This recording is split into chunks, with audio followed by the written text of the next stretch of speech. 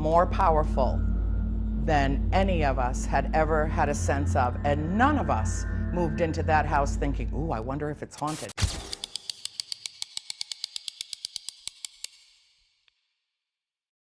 क्या आपने कभी ऐसा घर देखा है जहां पर लाइट्स बंद करने की इजाजत ही ना हो? 1917 में एक फैमिली ने रोड आइलैंड पर एक फार्म हाउस खरीदा। सोचा था नया घर, नई शुरुआत, लेकिन उनको एक सलाह दी गई, रात को लाइट्स बंद मत करना वरना वो जग जाएगी। इस घर में बाथशेबा शर्मन नाम की एक चुड़ैल रहती थी जो अपने बच्चों की बलि दे चुकी थी और अब वो इस घर के हर सदस्य का खात्मा करना चाहती थी, डरा डरा कर।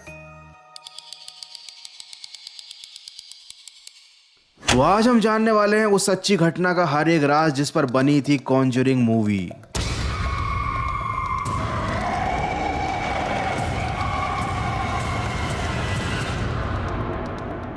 ये कहानी इतनी डरावनी है कि इसे सुनकर तुम्हारे रोंगटे खड़े हो जाएंगे, तो इसको रात में और अकेले में बिल्कुल मत देखना। तो जानते हैं कि आखिर उस फार्म हाउस पर रात को लाइट बंद करने के बाद क्या होता था पैरॉन फैमिली के साथ, आज के फाड़ू वीडियो में।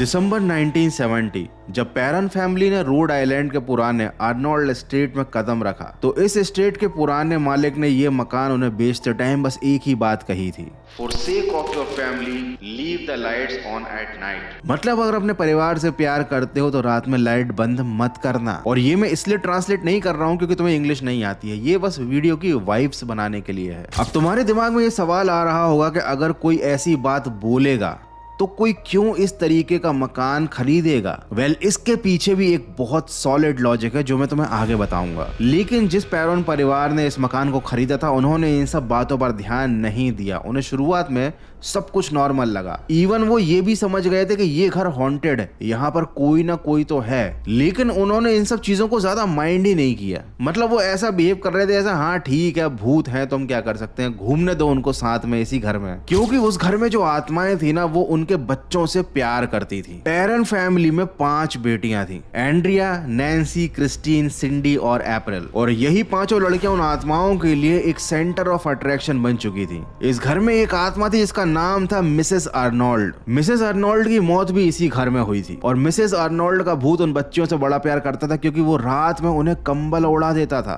दूसरी आत्मा थी जॉनी अर्नोल्ड की जो इसी फार्म हाउस की एक एटिक पर गले में रस्सी बांधकर ऊपर चला गया था और वो बच्चों के साथ खेलता था, इसलिए बच्चों ने उसे प्यार से नाम दे दिया था मैनी, क्योंकि वो आत्मा बच्चों के खिलौनों को इधर उधर हिलाकर दिखाती थी, अपनी मौजूदगी का एहसास कराती थी। और साथ ही यहाँ पर एक घोस्ट था जिसका नाम था द स्वीपिंग घोस्ट, क्योंकि वो झाड़ू के ही आसपास रहता था और जब लोगों की नजरें उस झाड़ू पर नहीं होती थी तो उससे मिट्टी की या धूल की वो कुछ लाइंस बना देता था, जैसे कि वो कुछ इशारा करना चाहता हो। अब ये जो आत्माएं थी या इनके अलावा और भी जो आत्माएं उस घर में थी वो बच्चों को या फैमिली के किसी भी मेंबर को नुकसान नहीं पहुंचा रही थी। लेकिन लिटरली ये सारी बातें सुनने के बाद तुम्हें थोड़ा सा अजीब तो लग रहा होगा।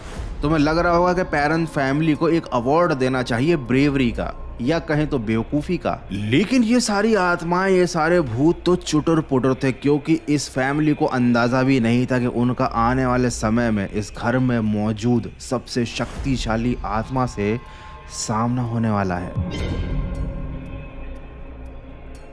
धीरे धीरे इस घर की वाइब बदलने लगी, हर कोना डरावना सा बनने लगा। शायद इस घर में मौजूद नेगेटिव एनर्जी अब अपना असली रंग इनको दिखा रही थी। फैमिली फ्रेंडली घोस्ट वाला ये घर धीरे धीरे उस फैमिली के लिए डरावना बनता जा रहा था। रोज सुबह 5:15 पर पैरन फैमिली के घर में कुछ ऐसा होता जो किसी बुरे सपने से कम नहीं था। लाशों की सड़ी हुई बदबू पूरे घर में फैल जाती थी। रात के वक्त बच्चियों के बाल खींचे जाते थे, उन्हें मारा जाता था, उनके कंबल बिस्तर रजाइयां खींच दी जाती थी। ऐसा लगता था जैसे कि कोई अदृश्य ताकत उनका शिकार करने की कोशिश कर रही हो। उनके हाथ पर पकड़कर उनको घसीटा जाता था, दरवाजे अपने आप बंद हो जाते थे, घर में अजीब सी चीखें सुनाई देती थी जैसे कि कोई बहुत दर्द में हो लेकिन कोई दिखाई नहीं देता था। लेकिन ये जो कुछ भी हो रहा था ये तो बस एक ट्रेलर था, क्योंकि अब शुरू होने वाला था इस फैमिली के लिए एक डरावना नाइटमेयर। इस कहानी का, इस सच्ची घटना का वो पार्ट जिसने द कंजूरिंग को द कंजूरिंग बनाया। Andrea barren,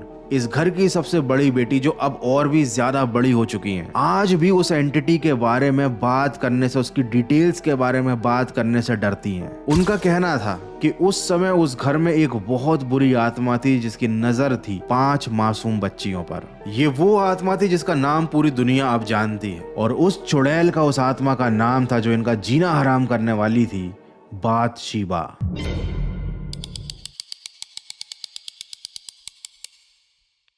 the Conjuring film की वो आत्मा बाथशीबा शर्मन कोई काल्पनिक भूत नहीं थी, वो रियल लाइफ में एग्जिस्ट करती थी और उसके नाम से आज भी लोग कांपते हैं। बाथशीबा का जन्म हुआ था 1818 में और उसने एक अमीर किसान जडसन शर्मन से शादी की थी। उसका एक बेटा था जिसका नाम था हर्बर्ट। यहाँ तक तो सब कुछ ठीक था, लेकिन कहानी में ट्विस्ट आता है जब एक दिन पड़ोसी का एक बच्चा गायब हो जाता है। अब चूंकि बाथशीबा जो थी वो बहुत ही अमीर घराने से थी, काम धंधा उसके पास कुछ था नहीं, तो वो अड़ोस पड़ोस के बच्चों के साथ खेलती कूदती थी, टाइम पास कर लेती थी। तो पड़ोस का वो जो गायब बच्चा था वो आखिरी बार बाथशीबा के पास ही खेलने गया था, और उसके बाद जब उसकी बॉडी मिली तो वो रहस्यमय तरीके से मारा गया था।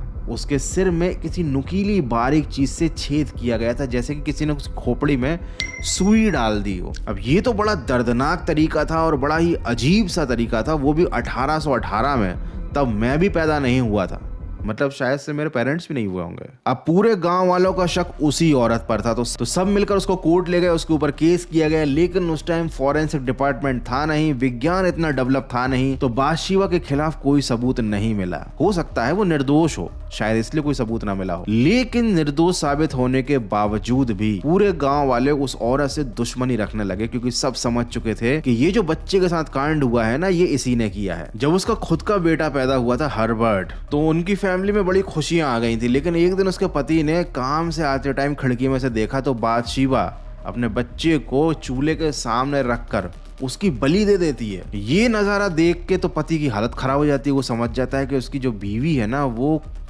आउट हो चुकी है, या तो वो डीमन के कब्जे में, क्योंकि पुराने जमाने में यही सब बातें सोची जाती थी। उसने अपने बच्चे का उसकी बलि दी और उसको चूल्हे में फेंक दिया। ये सब देखने के बाद उसके पति का हो गया पारा हाई, लेकिन बाथशीबा ने उसे कुछ करने का मौका नहीं दिया, क्योंकि तुरंत बाथशीबा बाहर आई और उसके घर के बाहर लगे पेड़ के ऊपर चढ़ गई और सबको श्राप दे डाला कि मेरी इस जमीन पर जो भी रहेगा उसे मैं चैन से जीने नहीं दूंगी। और उसके बाद उसने उस पेड़ में रस्सी डाली एंड बस खत्म कर लिया खुद को। कहते हैं कि उसका ये श्राप आज भी जिंदा है। उस घर में जो भी रहने आता है वो परेशान होने लगता है, क्योंकि उसकी मौत के साथ ये कहानी खत्म नहीं हुई, बल्कि एक नई और भयानक कहानी का जन्म हो गया। जब बाथशीबा के ऊपर और ज्यादा रिसर्च की गई तो पता चला कि उसका एक नहीं बल्कि टोटल 3 बच्चे थे, और तीनों बच्चे रहस्यमय तरीके से मारे गए थे। और बाथशीबा और उसकी फैमिली ने अर्नोल्ड स्ट्रीट नाम की इसी जगह पर अपने आखिरी दिन बिताए थे। यही वो जगह थी और यही वो फार्म हाउस है जहाँ पर बाथशीबा अपनी फैमिली के साथ रहती थी, और यहीं पर एक पेड़ लगा था जिससे लटक कर बाथशीबा ऊपर चली गई थी। लेकिन इस कहानी का ये तो एक बहुत सिंपल पहलू है जो मूवीज में भी दिखाया जाता है और ज्यादातर आर्टिकल्स में यही चीज मेंशन की जाती है, लेकिन इसका एक और पहलू भी हो सकता है। बाथशीबा अपने समय की एक आम महिला थी। वो पड़ोस के बच्चों की देखभाल करती थी, उनके साथ खेलती कूदती थी। लेकिन जब एक दिन एक बच्चा रहस्यमय तरीके से खत्म हो गया तब पूरी शक की सुई उसी की तरफ आ gई। हालांकि कोई सबूत न मिलने पर कोई मुकदमा नहीं चला, लेकिन समाज ने उसको दोषी मान लिया और इल्जाम लगा दिया उस पर एक हत्या का और जादू टोने का। उसे कोर्ट ने तो बरी कर दिया, लेकिन समाज ने उसे चुड़ैल साबित कर दिया। अधिकतर लोग उसके ऊपर बिना सोचे समझे ही इल्जाम लगाने लग गए, क्योंकि एक समय पर वो काफी ज्यादा खूबसूरत थी, जवान थी और बहुत ज्यादा पैसे वाली थी। आसपास की उसकी पड़ोस की औरतें उससे जलती थी, मर्द उसे समझ नहीं पाते थे। और जैसे ही एक ट्रेजेडी हुई, उसके ऊपर बिच का ठप्पा लगाने के लिए सबसे पहले यही लोग आगे आए। वो एक प्राइवेट स्टेट में एक रॉयल जिंदगी जी रही थी, लेकिन आम लोगों ने उसे समाज से बाहर करने का कोई मौका नहीं छोड़ा। और शायद इसी बदनाम इतिहास की वजह से, इसी झूठे इल्जाम की वजह से आज भी उसकी आत्मा चैन से नहीं सो पाती, और इसीलिए वो उस स्टेट में आने वाले हर इंसान को परेशान करती है। लेकिन हो सकता है तुम्हारे दिमाग में सवाल आ रहा हो कि गौरव भाई, इस चुड़ैल के बारे में, इसके इतिहास के बारे में, साल 1812 के बारे में तुम्हें इतना कुछ कैसे पता? तो ये सब कुछ मुझे पता चला एक किताब से जो लिखी थी एंड्रिया पैरोन ने। उन 5 बहनों में सबसे बड़ी बहन जो खुद इस घर में रहकर आई थी, और इस चुड़ैल के साथ जो एनकाउंटर हुआ था, जो एग्जॉर्सिज्म इस घर में हुआ था, वो सब कुछ उसने अपनी आंखों से देखा था।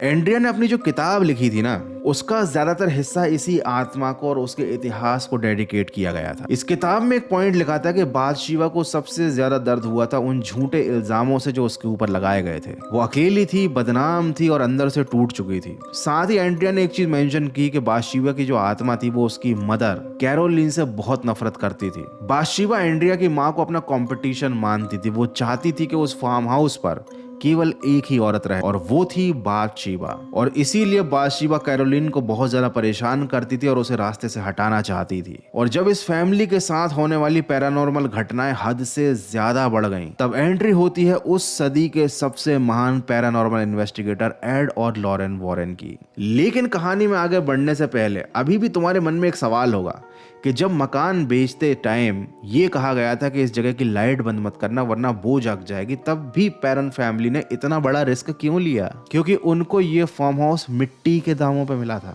जहां जिस कीमत पर उनको एक कमरे का मकान तक नहीं मिलता ना, वहां पर उनको पूरा का पूरा एक रियल एस्टेट का एम्पायर ही मिल गया। एक बड़ा सा मकान, एक लॉन, बड़ा सा गार्डन।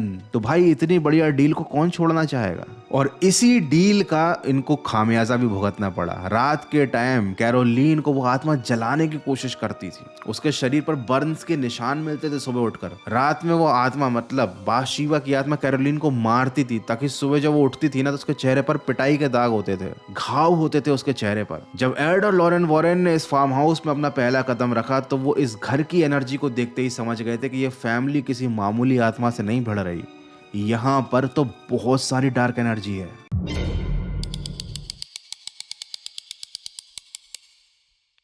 उन्होंने इस पूरी जगह के इतिहास को खंगाला, हर चीज के बारे में स्टडी की, और वो समझ गए कि ये कोई जगह नहीं है, ये जगह खुद जिंदा है और इसके अंदर आत्मा है जिसका नाम है बाथशेबा। कुछ दिनों तक तो वो आत्मा केवल इनको डराना चाहती थी, लेकिन एड और लॉरेन वॉरेन की एंट्री के बाद वो आत्मा उन सबको कंट्रोल करना चाहती थी। उसने कैरोलिन को परेशान करना, मारना, घायल करना और ज्यादा बढ़ा दिया। जब वॉरेन्स ने उस घर में क्लींजिंग शुरू की, मतलब होली वाटर छिड़का, प्रेयर्स चालू की, एग्जॉर्सिज्म टाइप की प्रोसेसेस चालू की, तो वो आत्मा बाथशेबा और ज्यादा तिलमिला गई। उस घर के लाइट्स टूटने लगे, फर्नीचर हवा में अपने आप उड़ने लगा, कैरोलिन पूरी तरीके से पजेस्ड हो गई। इन सब चीजों से निपटने के लिए, उस फैमिली को फ्री कराने के लिए वॉरेन्स ने फैसला किया कि वो एक इमरजेंसी एग्जॉर्सिज्म को परफॉर्म करेंगे उसी घर के तहखाने में। लॉरेन ने जैसे ही ये करने के लिए कैरोलिन के सामने बाइबल खोला, कैरोलिन की आंखें पलट गईं, उसकी आवाज बदल गई और वो चीख कर बोली कि ये मेरा घर है। ऐसा लग रहा था जैसे कि कैरोलिन के गले से बाथशेबा की आवाज निकल रही हो। ये एग्जॉर्सिज्म कई घंटों तक चला।